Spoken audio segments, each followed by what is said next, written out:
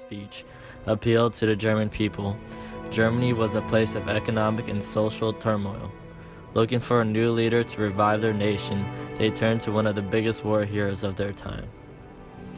In Hitler's speech, he emotionally connects to his people by feeding off their anger and emotional despair, establishes credibility by using his rank and compatibility with the people to gain the people's trust, strengthens his argument by supporting his ideas with logical plans to revive the German state, and successfully presents his campaign when the German people need it most. Hitler kicks off his speech, reminding his people of the dark times they have endured after the First World War. He mentions how millions of German men and women have seen their nation fall apart and how their nation has seen an economic and political collapse. He does this to build up anger and emotion in his audience at the very beginning of his speech to establish an emotional connection with them. Hitler also connects with his audience by using strong emotion and passion in the delivery of his speech. This passion compels the audience to believe in him and to believe in what he wants to do. Hitler instills fear in his people by saying how Marxism has undermined Germany for the past 14 years, but if they give in to 1 year of Bolshevism, they will completely collapse. This prompts his audience to believe that they need a change as soon as possible.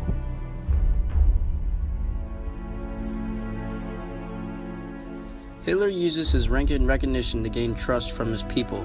Hitler was a prolific speaker. He uses his words to captivate his audience.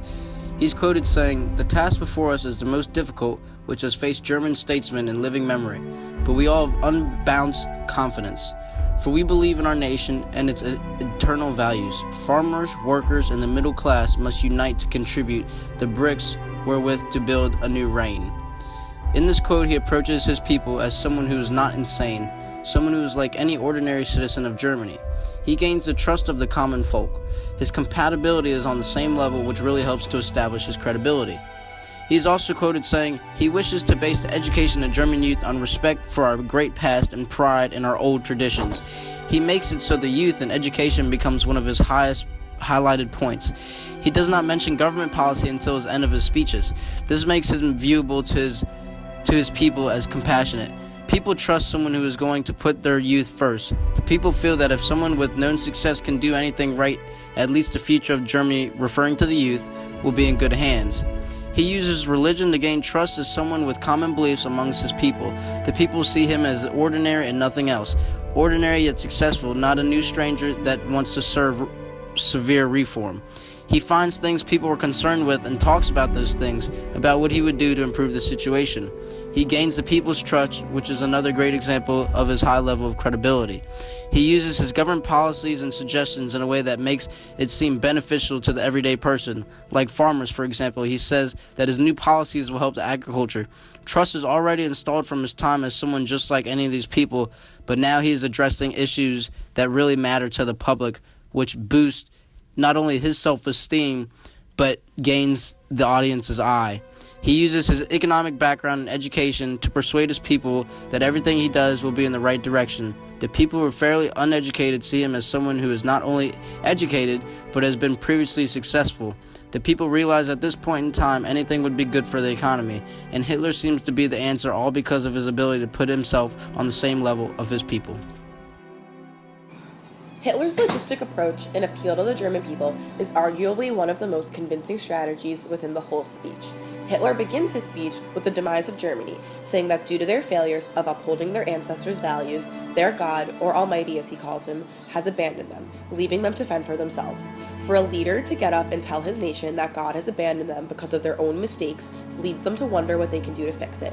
By logically saying that they are being punished and giving concrete reasons for it, it's easy for him to persuade the people that their God really has left them alone. Next, he discussed the events of 1918 and how Germany was what he believes to be left out in the cold.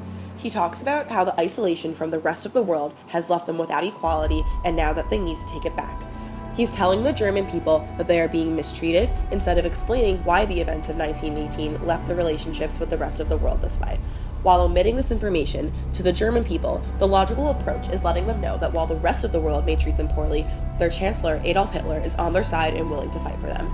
Another thing that he does interestingly with logos is that he convinces the German people that the previous regime ruined everything for them and left the current Germans to pick up the pieces.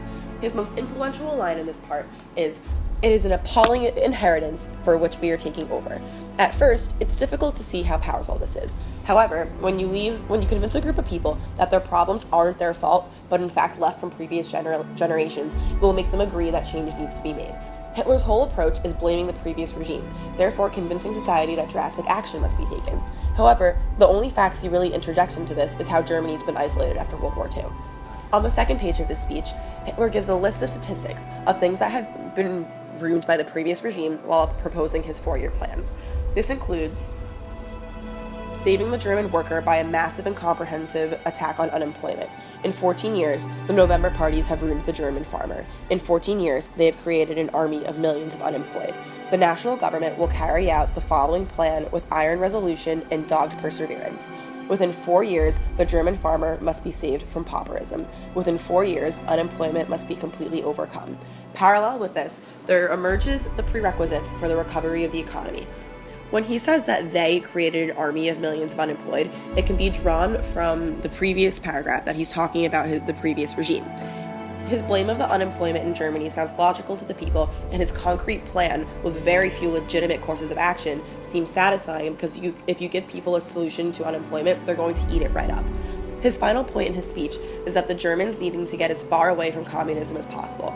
Hitler's words are, "We must overcome the demoralization of Germany by the communists." His argument for this is that the German people owe it to their ancestors to stick with their roots and how they shouldn't recognize classes within the German people, just that all German people are family and deserve the same opportunities. This can be drawn back to the beginning of his speech, where he talks about how abandoning our ancestors is what led Germany to have this problem in the first place. The logos behind this convinces the people not to stray from their family values because they don't want to be left in the cold for a second time.